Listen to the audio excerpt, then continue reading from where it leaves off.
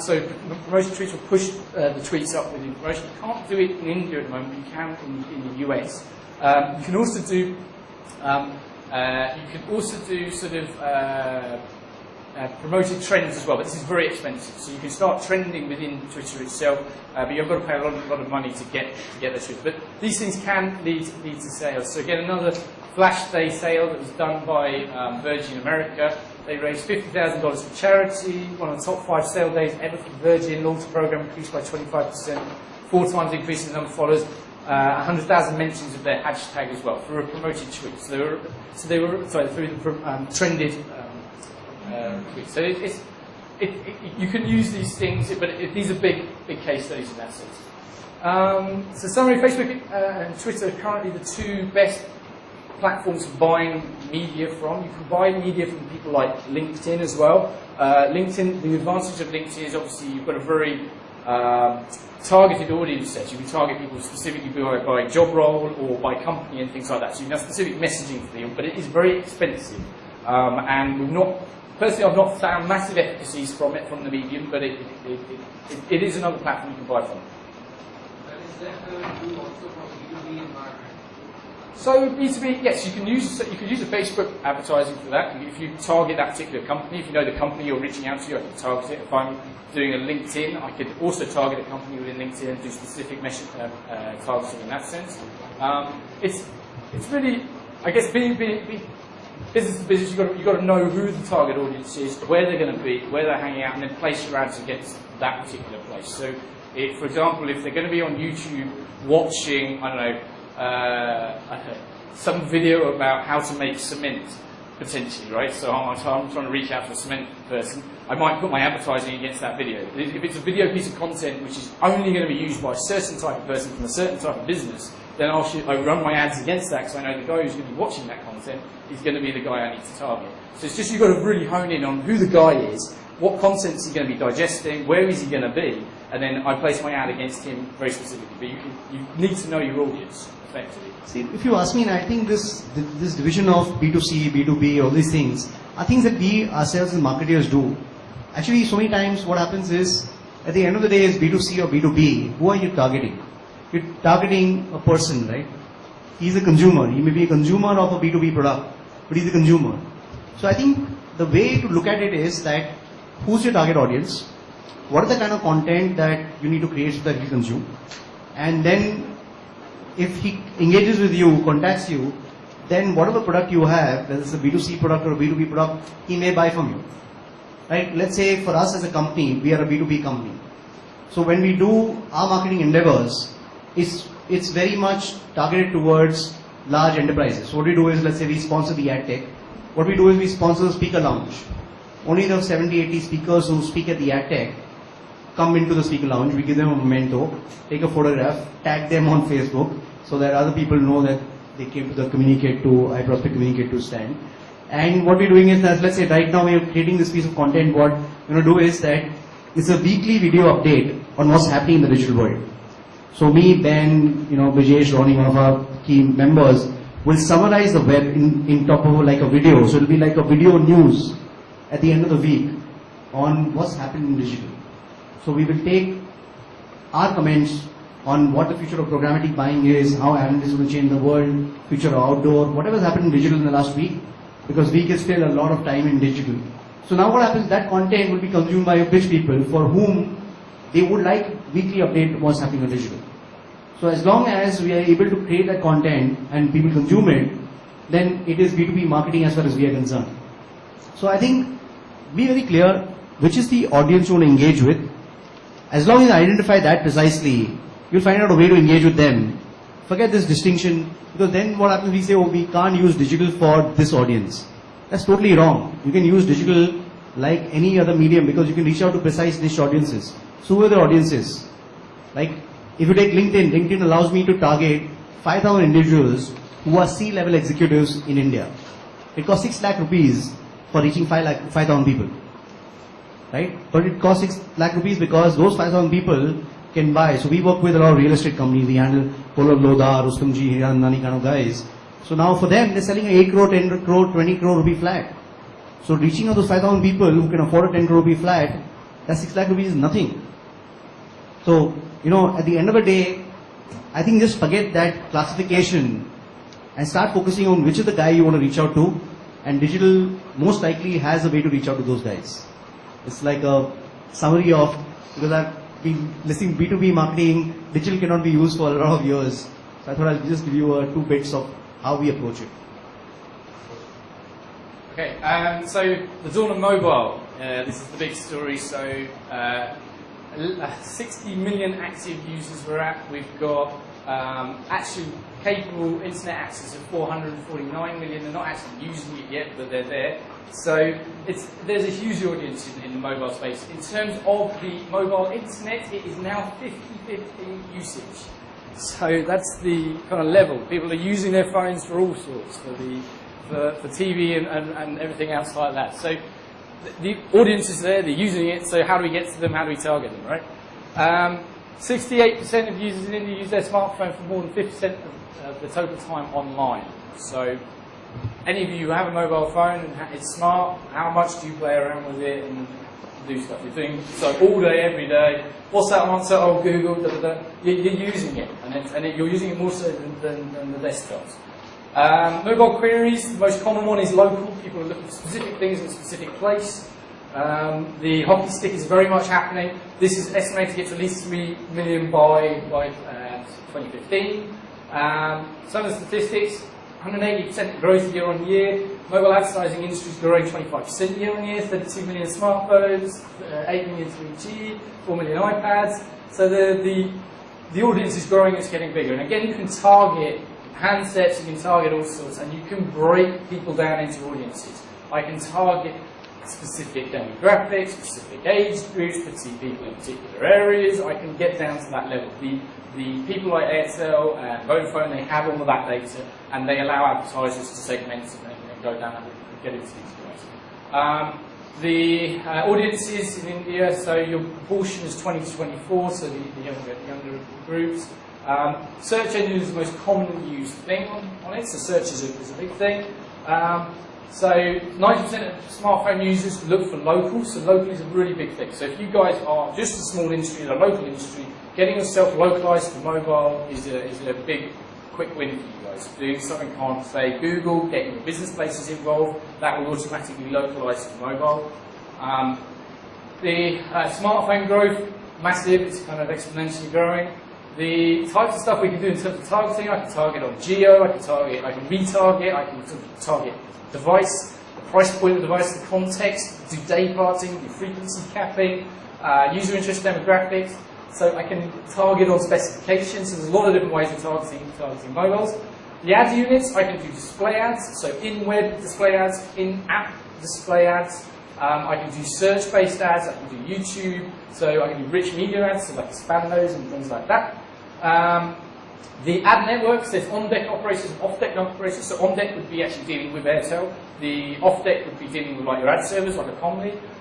You can target, like I said, all those different handsets, telcos, all sorts. There's lots of different types. You've got different types of formats as well. So I can do click to form, click to call, click to an SMS, download an app, click to a website, or click to an expand. There's lots of different sort of mechanisms you can actually build into ads.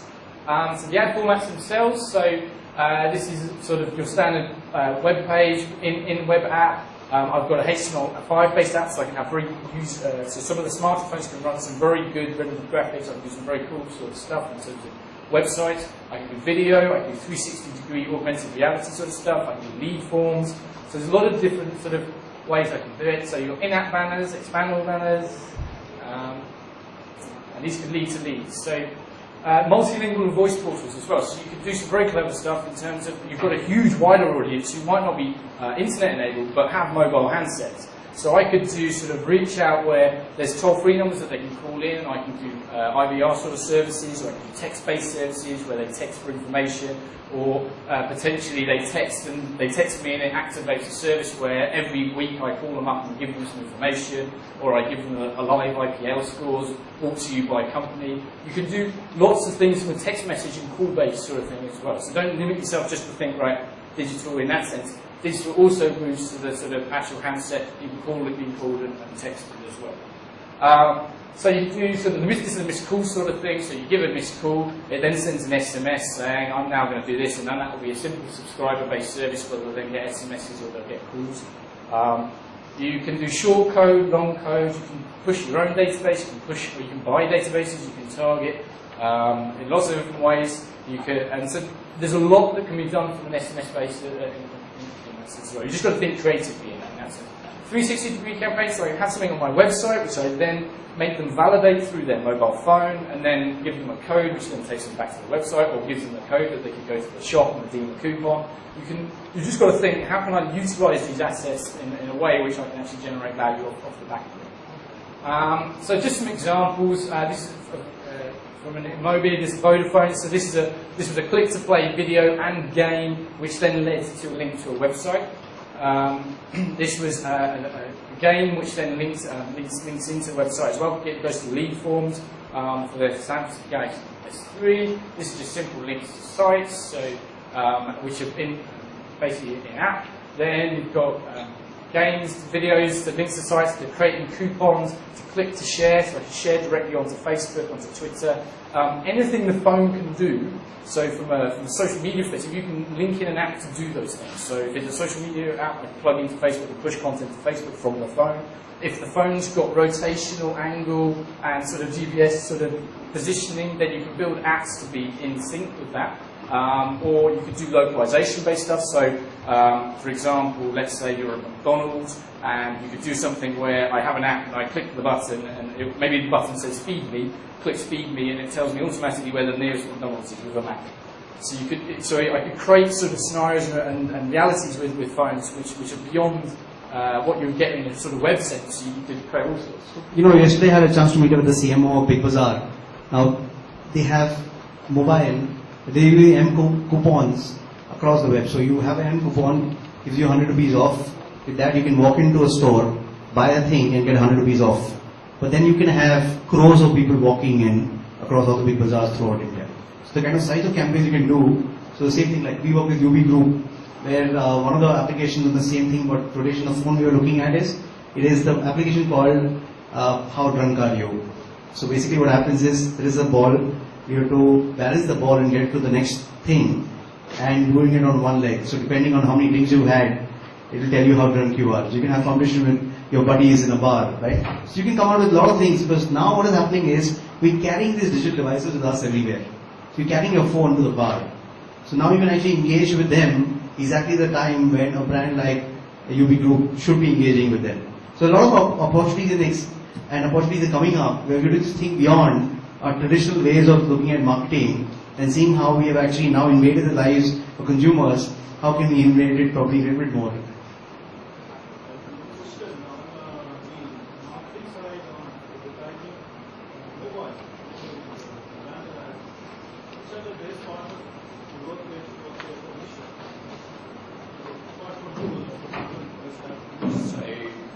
Commonly, Visa, commonly.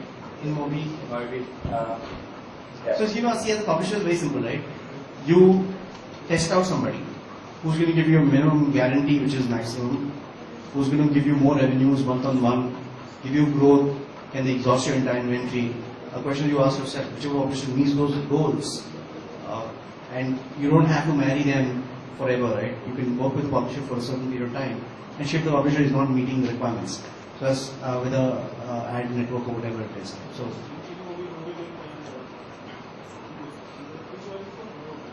So their choices are quite a few, but I think what you should do is that try out the ones which are the biggest of the lot, because they have more advertisers. And as an agency, if I have to talk to 3 mobile networks, I'll talk to the most likely the top 3, because I'm going to buy large inventory.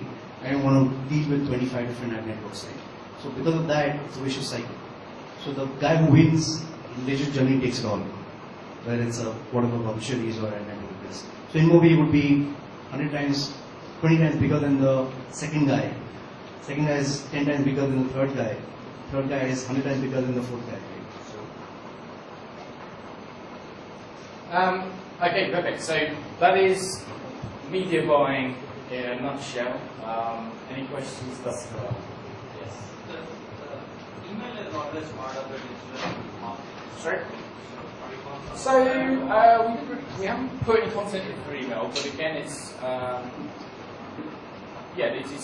mechanism for getting people, right? So if you have a database of people, and it's a good way of communicating, keeping interest, and remarketing and selling products to you.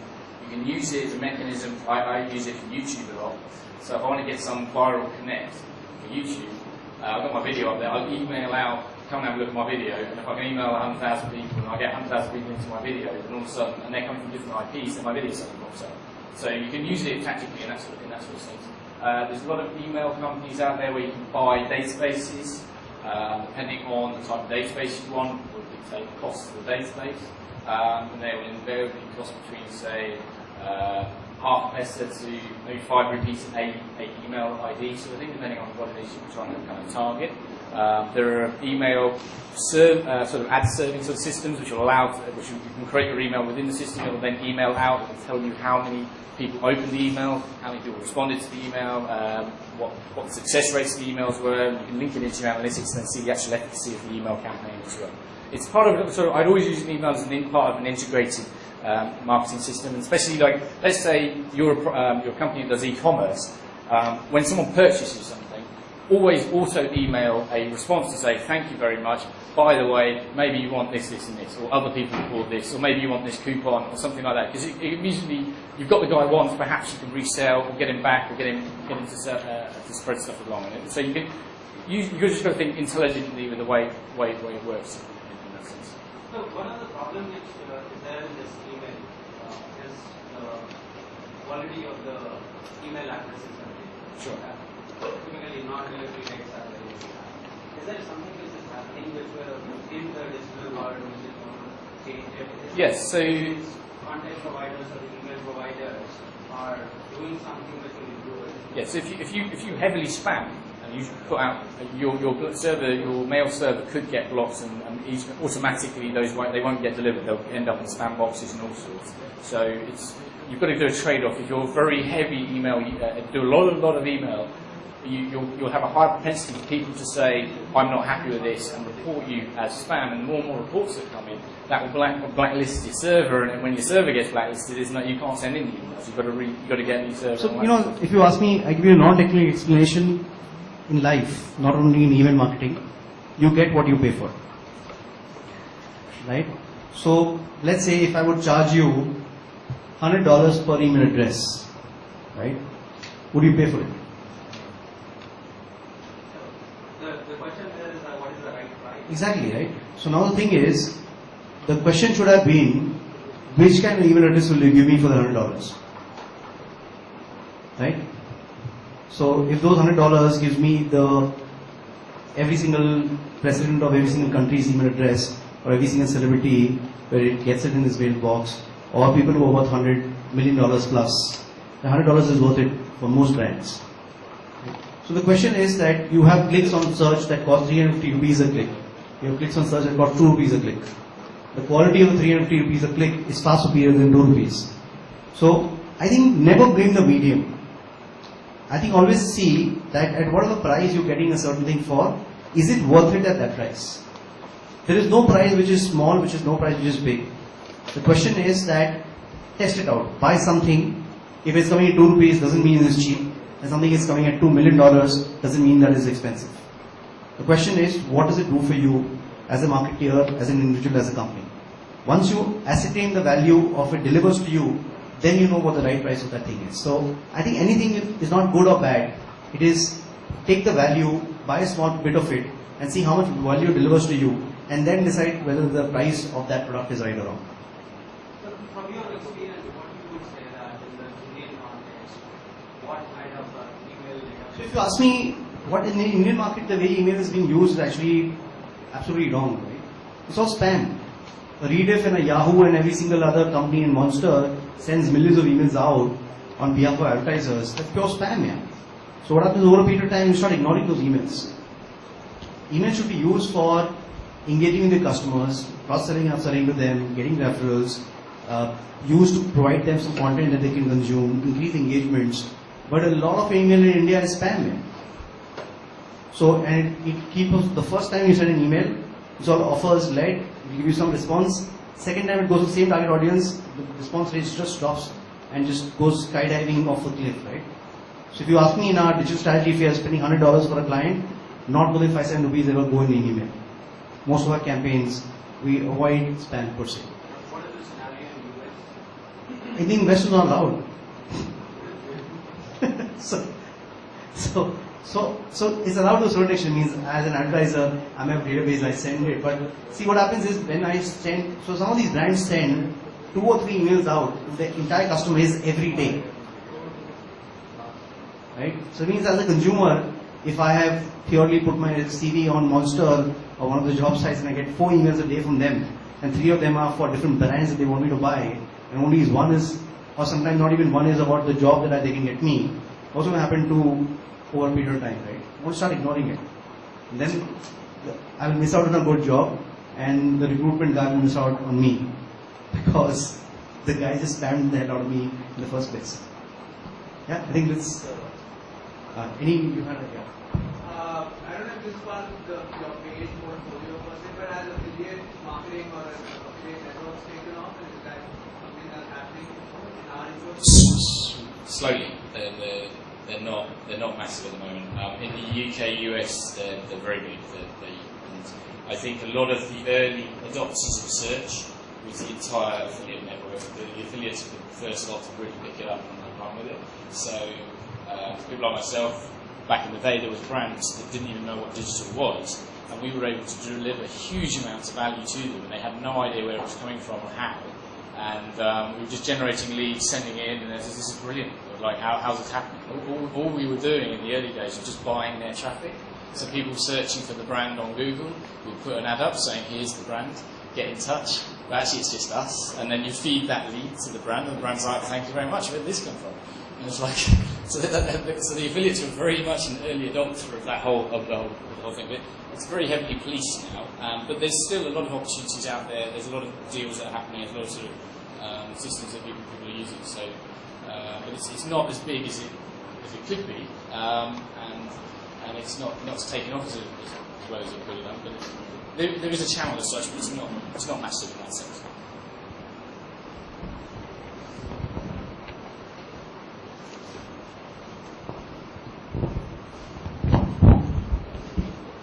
Okay, so one thing that has been asked to me consistently for the last 15 years since the time I started the company was, can one build a brand online?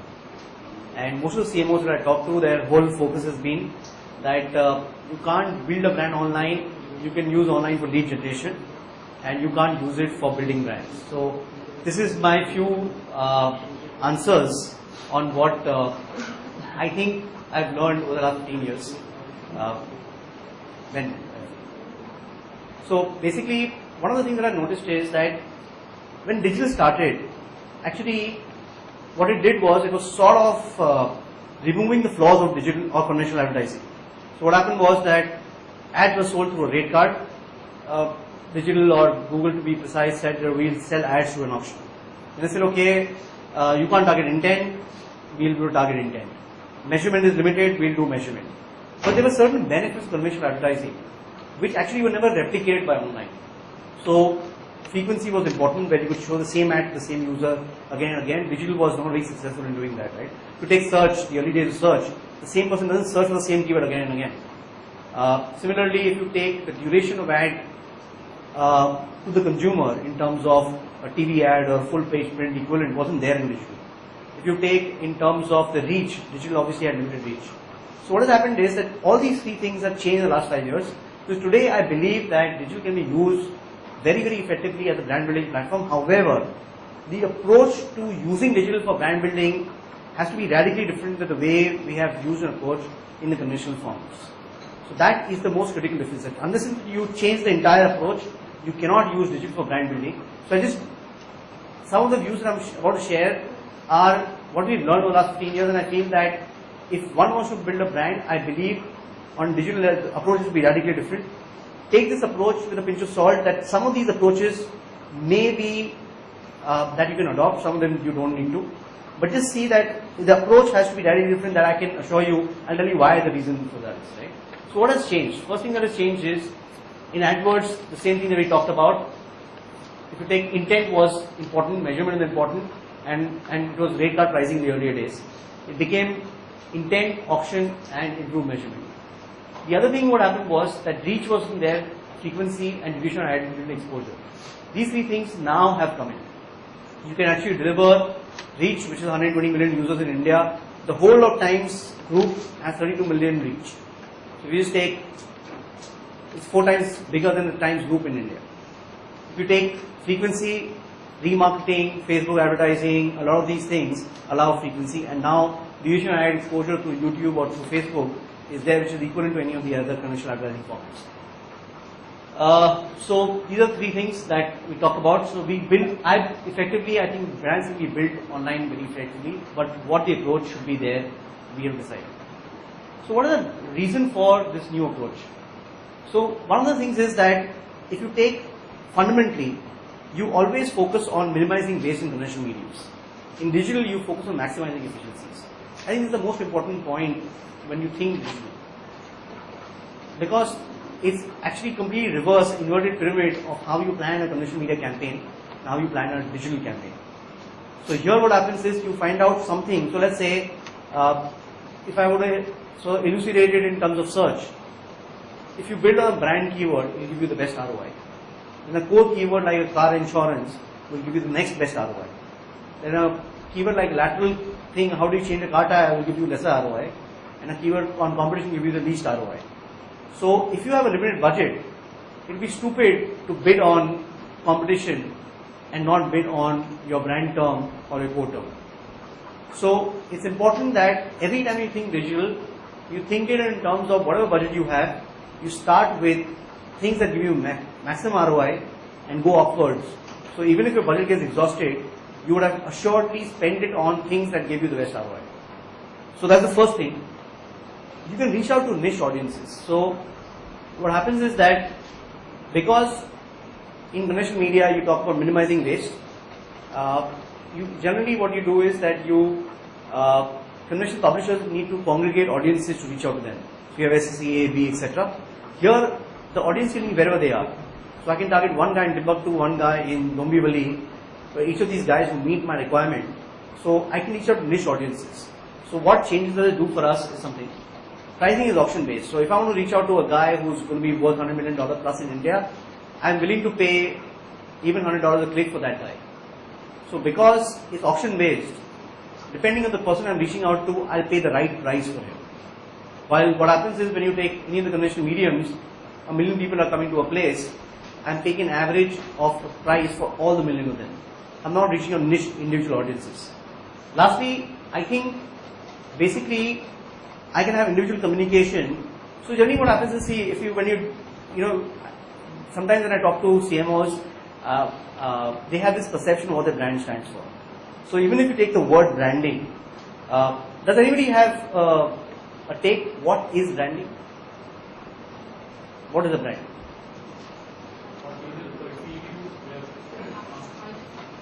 Yeah. But tell me one thing, do most of the consumers perceive that brand in a certain way? So I'll give you an example, right? I'm worth 1,000 crores. I look at Toyota Corolla as a value for money car. I'm worth 10 crores, or I'm worth a crore. I look at Toyota Corolla as an aspirational status symbol. Right? Tell the CMO that Toyota Corolla is a value for money car, he's going to flip. But for a 100 crore rupee guy, that actually is true. So what happens is when you try to map intent, sometimes you need to communicate the brand property, and what you said is absolutely right. It's a perceived notion of a product, service, or a company in the eyes of the consumer, but individual consumer, and it's very, very critical, right? So what influences us about a certain brand, only we know, what our mind knows. Your friend would have a different perception about the brand, your wife will have a different perception, every single person will have a different perception. So here what happens is, depending on the intent, you can communicate to him and focus on the perception he has about your brand. So let's say, an example, I was giving an example that somebody searching for Ferrari safety. Ferrari 360 spider safety. Now, most likely, this is a person who's interested, is convinced about the speed of the car, interested about everything else. Now they want to know about safety. But it could be the spouse of the person who's trying to buy the car. What if your ad copy says 0 to 100 in 3 seconds? Right? The husband will never be allowed to buy the car. Right? The ad copy should focus on what the user is asking. So it says that not only being the fastest car on the road is the safest car too. And these are 3 videos to demonstrate how. Right? Now that's the communication that you need to give. But a Ferrari CMO will think that, should I give that communication? But that's what digital is about. That you know the intent of the user, you know who the user is, you know his interests. If you don't customize your communication to him, even at the risk of your brand not saying that one consistent line that is always said for the last 50 years, the change has to happen, right? Somebody's the same way looking at Volvo fuel efficiency. Now, you don't talk about safety of Volvo. Probably he's already decided to buy a Volvo because he thinks it's safe. But now he's asking that eternal question Indians ask, right? Kitna deti hai? So you have to answer that question. If you don't answer that question, you're going to lose out the sale. So these are things which digital has changed. And the other thing is, optimization is possible now. So if I give an ad copy talks about Ferrari speed while on safety, then I realize that I'm getting a miserable response. Then I realize the word safety is there in the search string. I put this thing about 3 safety videos, response goes up. Then I talk about all the different things, all the different cars that I sell which are talking about safety or map, seat belts or airbags and all the other safety features into all the keywords that talk about safety. So that optimization happens based on user responses. So these are the things that digital has. Now if you're trying to build a brand through digital, if you forget to keep these things in mind, then you're not going to have a good experience. If you talk about speed to everybody or safety to everybody or certain value to everybody, then you lose out on a lot of consumers who basically want a different service or they have a different perception of your brand. So the biggest difference, I think this is the key difference that actually has changed the entire approach completely, is that there is no other advertising medium in the world that charges you based on the content that you have for the consumer. So let's say you make a wonderful ad for television. So what will happen is people will have a better recall value of the ad, but the Star TV and Z television will not say, okay, you know what, I'm going to give you the 30-second slot for free, or I'm going to give it to you at a 1/10 the price because your ad is very good. Right? Google, to be precise, actually does that. If your ad copy is really good, if your engagement on your landing page is really good, and your entire consumer experience is really good, Google will say, okay, I'm going to charge you 1/10 the price. Actually does that. So now what happens is, instead of trying to, let's say, optimize on the 10 rupees, what you can do is, you can optimize on all the entire value chain of the ad copy, of the content, of the user experience and everything, and probably you'll get the same 10 rupee thing for 2 rupees. So even if it costs you 3 rupees more, optimize all these things, you will get for 5 rupees something that is worth 10 rupees. So what we recommend our partners is that spend a lot of money in improving this entire experience so that you can buy the same paid media at a much cheaper price. So content creation actually can get amortized right from the beginning based on the click prices and the paid media that you save on. So if you get 100 rupee, let's say 100 rupee gives you 100 clicks, by investing in content, 70 rupees may give you the same 100 rupees worth of clicks, give you more engagement, and the 20 rupees of content that you produce becomes your IP. After that, you own it. So content is the biggest thing that influences the price of advertising. So that is the thing, one of the tenets that we focus on is content becomes the spinal cord of all your digital strategy. In fact, I've gone to this extent that we believe that content is a spinal cord of all digital activities. It helps you reduce the cost of paid media. It gives you organic traffic, as Ben has demonstrated. Content also gives you engagement on social media. So your edge rank and the ROI from social media goes up if you have good content. So if you take the 3 pillars of digital advertising, paid, organic and social, content becomes the spinal cord for all these 3 things. It gives you so much benefit. So every single digital strategy must be based on content. If it's not based on content, you're not going to get the ROI. In fact, we've gone to this extent, we've built a video studio inside our office, built 200 videos, we've got FCV machines, right, producing content for most of the brands we work with. We're doing YouTube kind of TV shows for our brands. So we believe that without content, you can't have a digital strategy. because that's the approach that. Okay, so the other thing is that we would like to focus on all brand communication should be through content consumption rather than content interruption. I'll give you the reason for it. If you take digital ads, ad units, the ad units don't have the power that conventional media has. So a television ad, it's so beautiful, right? You can't replicate it on digital as effectively. If you take a full page print ad, it's very difficult to compare that with a homepage takeover, right? Because homepage takeovers will close. So the thing is that in digital, the ad unit actually is not very effective, but the destination can be. So once a person clicks somewhere and comes somewhere on a destination, there we have the joy of television advertising, the power and the strength and the largesse of conventional advertising in terms of print. So what happens is impressions are not charged for in most digital mediums. The click is charged for. So as long as whatever you would have done in the ad unit in the conventional media, here you can do it in the destination. And if you have given them content, you can do brand communication through content consumption. So once the person is consuming the content, that's the time when you communicate the brand communication that you want to communicate, rather than trying to do it on the ad unit. So approach that one should explore. One of the things is that I think don't think in terms of SEC A, B, ever again. In digital, these units don't actually mean anything. So I'll give you the reason for it. What happens in conventional media, we take television or print, why these things? Yeah. Okay, so I'm so happy you asked this question, which is, right, I'm very happy because so what happens is all of conventional media, all the years, last 50 years, when they give you a brief, they have these, they call it, what is called socio-economic category, right? Classification, right? So it tells you that, okay, this guy is rich, this guy is poor, this guy is this, etc. So he has a 4-door car, he has this, that, etc. So you have SEC A plus, A, B and C. So the C is the poor guy and the A is the rich guy. So basically, very simply put, rich and poor guys. Any conventional media marketers out here, they'll cringe when they hear this, but approximately this is what the... Actually, this is a retirement even in traditional media because the way they were defined were really arbitrary and were defined 50s and now it's not But the...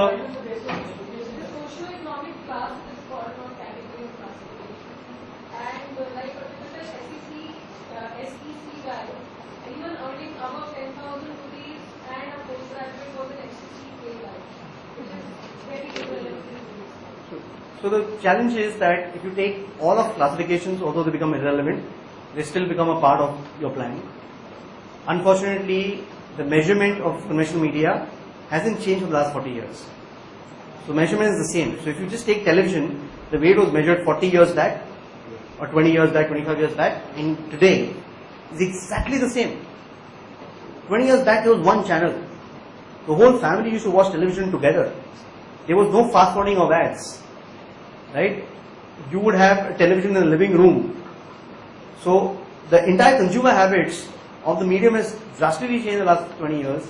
But the measurement is exactly the same. What it was 25 years back, not an iota of changes happened. So the problem with SEC is that you had to get 20 million people into a group. So a publisher would say, I'll reach out to these 20 million people, this will be the cost, this will be my reach, etc. Now in digital what happens is I don't need to collate people together at all.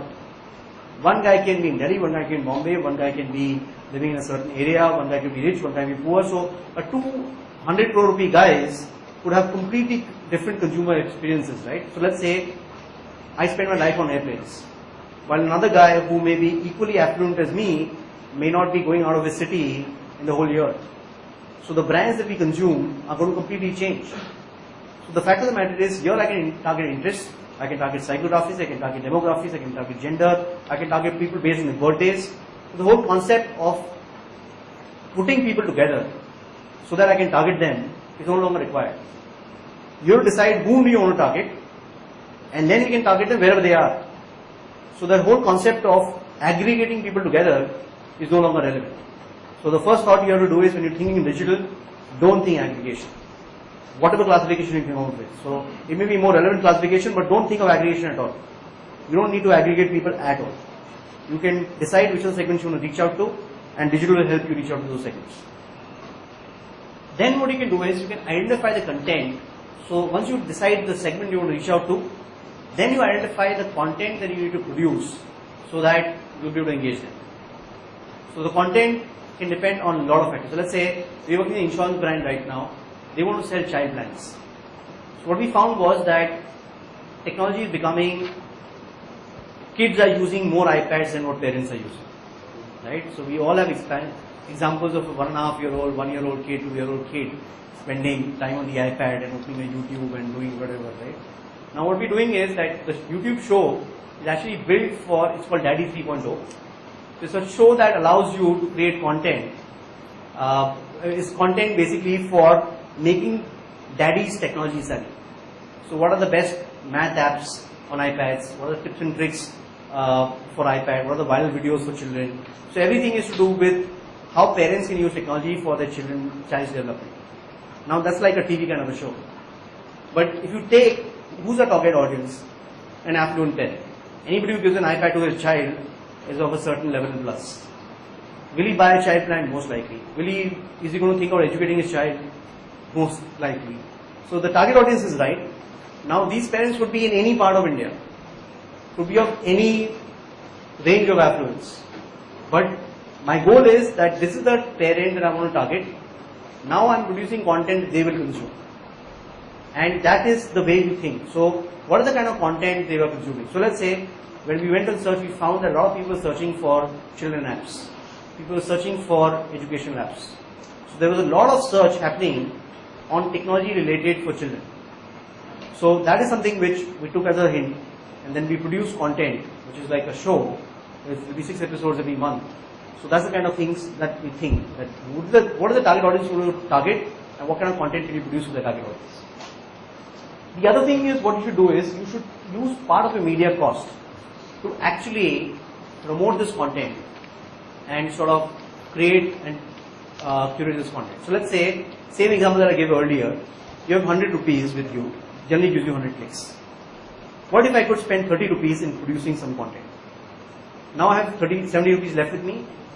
Because Google will charge us much lesser for each click, the 70 rupees will end up giving us probably more than 100 clicks. So that means my content cost got amortized in that 100 rupees itself. Now the bounce rate will be lower, number of pages seen will be higher, the time spent on the website consuming the content will be higher, and if all the engagement parameters actually go up, my 70 rupees is actually giving me higher ROI than my 100 would have given me. Plus this 30 rupees becomes my IP. So next month I could again spend 70 rupees and probably engage new target audiences and probably not get the same ROI that 100 rupees will give me. So content, if you do it in this manner, you will be able to actually get much better ROI from your paid media endeavors. But for that, part of your media cost should be spent on content creation. And what we recommend our partners is, don't add it to the cost. If your 100 rupees is there, I'm not asking you to spend 130 rupees. Minus it from your 100 rupees. So your 100 rupees ROI, whatever it is, let's keep the same ROI and see how it can be done. Use the media monies to promote the content. And then what you can do is, you can integrate the brand message in the content itself. So if you take, when you're consuming some content, you can actually easily integrate your brand into the content. So let's say out here, there'll be a logo of the brand throughout the content in the background. There'll be new things about, there could be a pre-roll along with the content. There could be a missed call opportunity out there. There are a lot of things you can do, because now what happens is, you're getting 2-3 minutes with the consumer. Has any of you seen the Johnny Walker film or the A6 film on YouTube? So I would recommend go and see this A6 film. It's an origami video about A6, which is the marathon running shoes brand. Brilliant video. You see the video once, you're not going to forget how the things they're trying to communicate. And it's like a 4-5 minute video. There is the Johnny Walker walk video. It's brilliant. It's a 5-6 minute video. You see it once, you're not going to forget. The whole brand perception completely changes. But this is what the future of marketing is going to be. Is you create content, and that content itself, you can either communicate your brand surrounding the content, or your brand can be communicated through the content itself. When people will consume this brand or consume this content, your brand building will happen. Question on this: how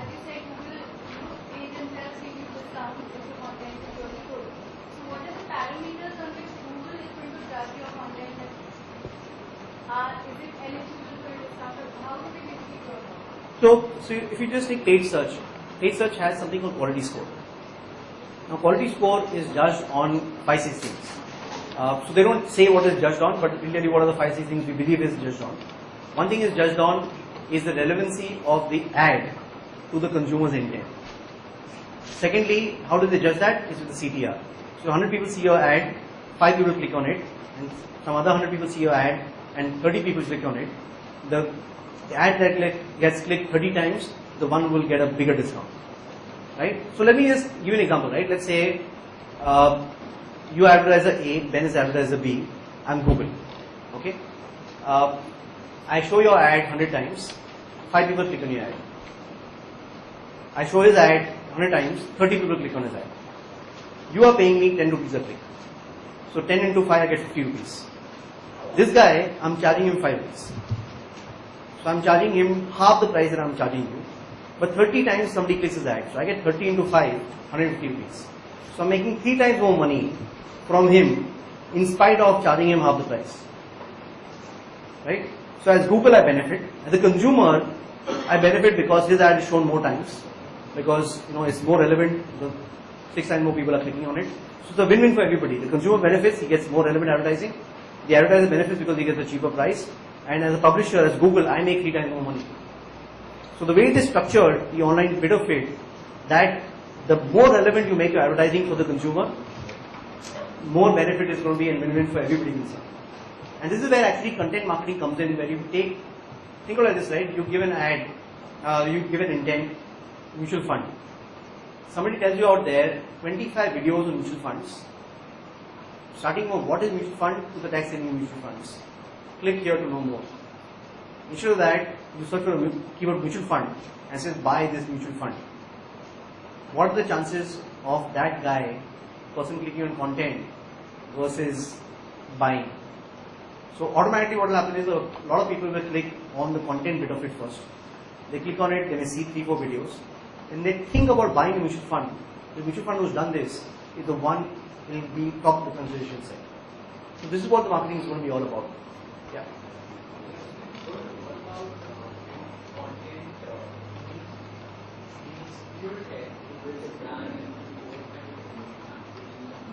I can't hear you clearly. Just you will speak louder or mic. So what I'm saying is that we've heard today a lot about content being the thing, and content being used for building brands or promoting rather than marketing. I don't know if it's something that we will cover today or something we have to do it ourselves. Is to see how that content can be built in different industries. What industry are you from? So we are an agency, marketing agency as well. We are a software company. So we basically do this international clients. So why do we have to do similar things for our clients? We would like to know how do we build that content up? How do we really support our clients so that the kind of content you talk about can be built up? I will be answering this question after the I'll go into sort of how you build communities and how you build content for communities. So when I say communities, the target audience first. When I speak to your target audience, Don't worry, we will be covering that session. I'll cover it. I'll cover it up then, but I'll finish it this content which will cover your question. We'll be teaching you exactly how you can compete with us. Perfect. How do you do it? I'm good magic. Okay, so one of the examples I will give is DSP backlog. So we've covered this.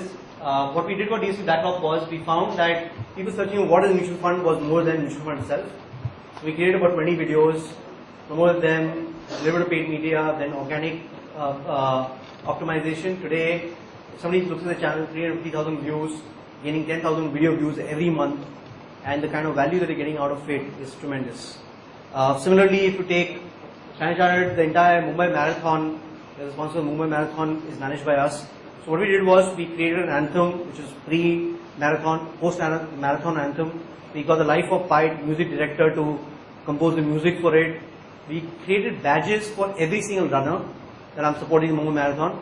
which had a Standard Chartered link, which all the marathon runners put it on their social media profiles, likes, comments, etc., which gives a lot of SEO value back. Same thing we did was we built a microsite which is allowing people to give charity, select the charities they want to give donations to, and their friends and family could actually support their running by giving donations to respective charities. So basically now all this universe for us was content.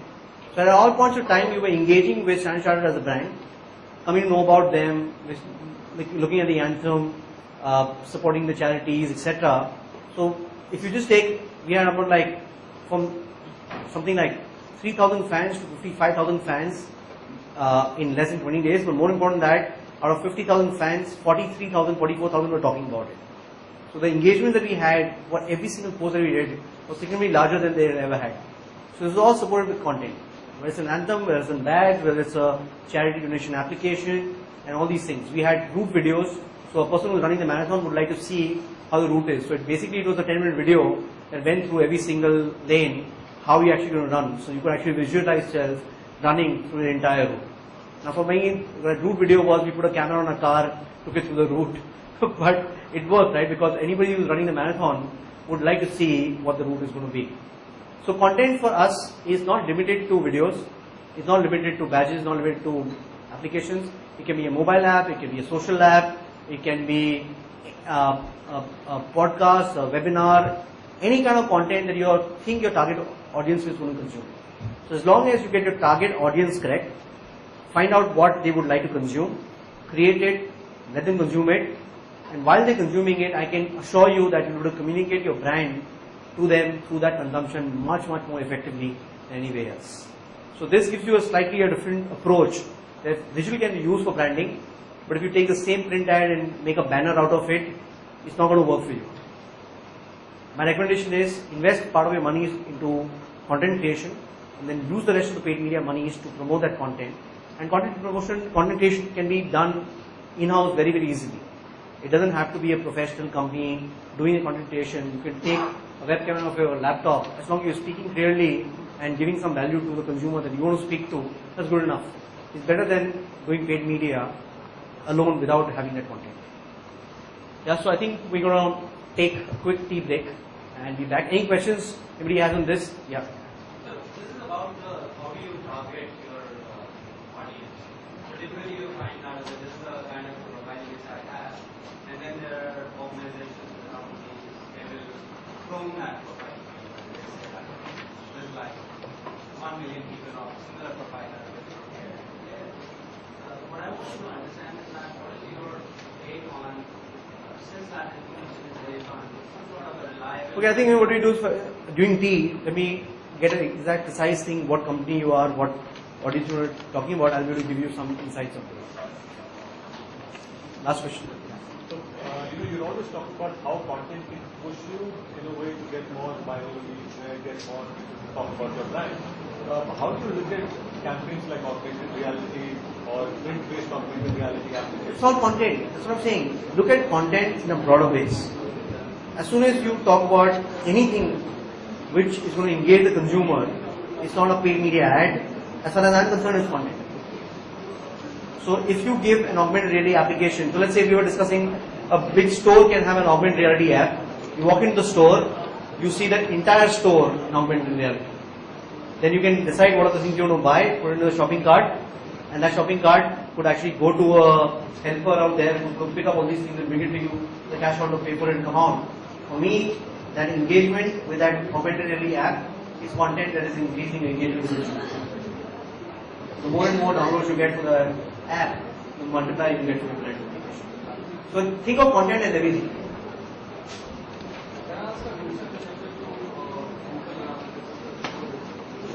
Let me just ask right now after the tea break.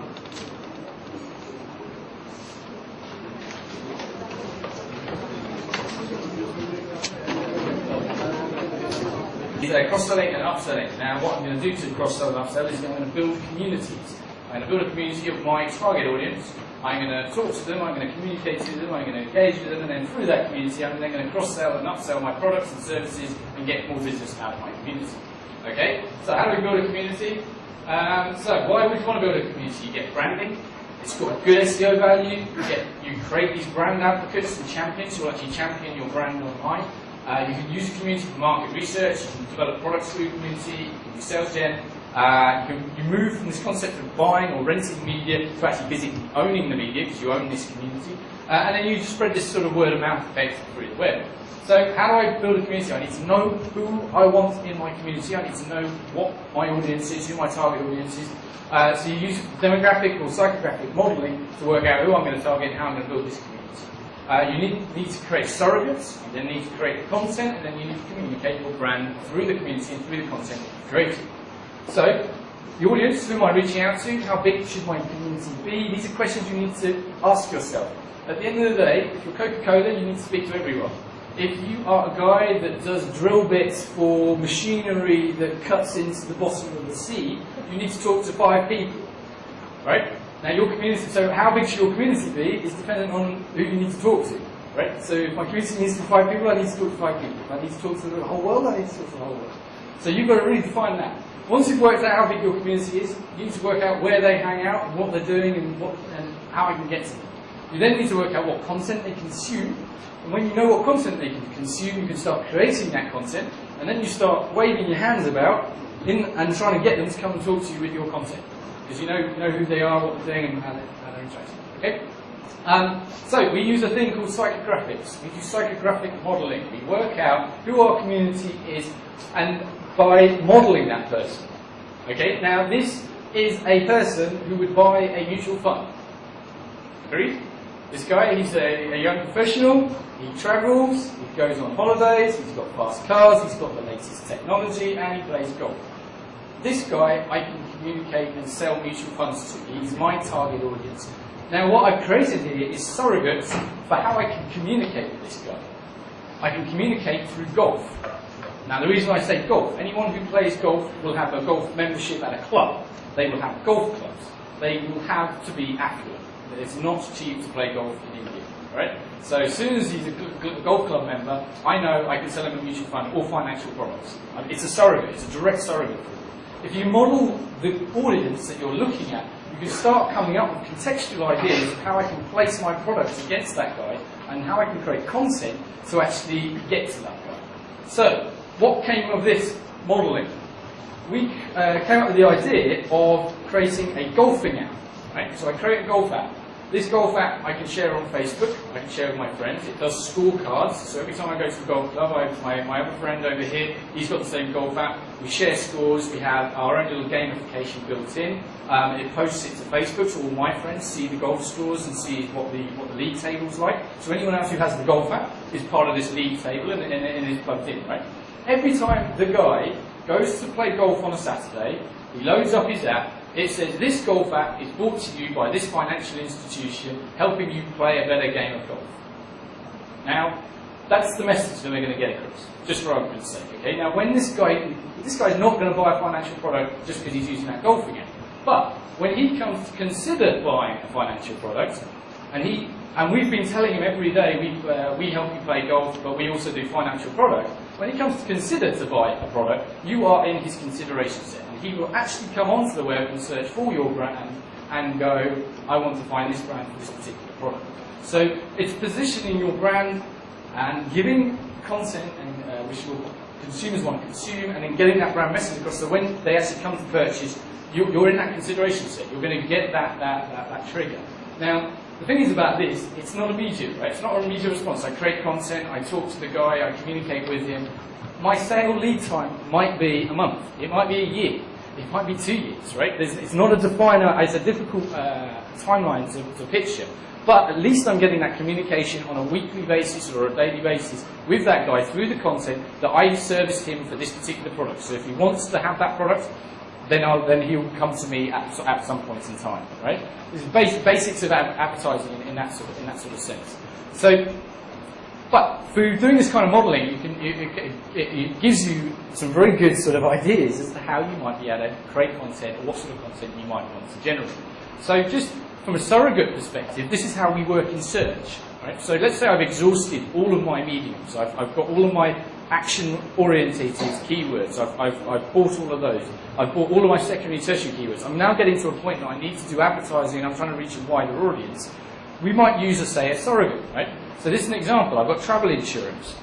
Anyone who searches for travel guides or flights or hotels or car hire are people who are going to travel. They stand to reason, right? The reason you go to car hire is I'm going to a place, I need a car, I'll hire the car. If I'm looking for travel guides, I'm looking to travel. If I'm looking for flights, I'm going to travel. I've quite literally sort of told you. So these are all surrogates I can use to then advertise travel insurance against. So when I'm targeting or thinking about where I want to place my ads or when I want to communicate to someone, I can actually start modelling what sort of things they might search for or what sort of content they might consume, which will be directly in relation to the product that I might be selling. It's not directly my product as such, but it is directly related. So you create these kind of surrogate content buckets or these surrogate ideas, and then if I start thinking about that, I can start modelling a good sized audience that I can either buy advertising directly against, or I can generate content specifically for this bucket of this surrogate content set that I can then actually put my message against and target first. These all become potential content themes that I can advertise against or create. So using psychographic modeling, we can understand where our TG will be and what content they will want to consume, and then we can start creating that content and effectively connecting the dots. We bring them to our content, they consume that content, we then subtly give them our marketing messages and advertising so they then go on to purchase at some point down the line. It's the same as an offline advertising model, but it's much more effective because I can be very granular with the way I target the person and the way in which I generate that content and connect the dots. So, social content, the way I look at this is if you know the reasons why people are being social, it makes it easier to come up with how you're going to create the content. So, for example, if you actually look at, say, Facebook, why are people on Facebook? Why do people go there every day and check their Facebook? It's because of one of these basic human needs. They're going to chat, they're going to share, they're going to pry, they're going to make friends, they're going to spy on people, they're going to be part of something, publicise themselves, to get up to date with what's going on, learn something, get recognition. These are all basic human needs that people need. We're all social animals, and they're the needs that drive our social abilities, right? So if we know that's the case,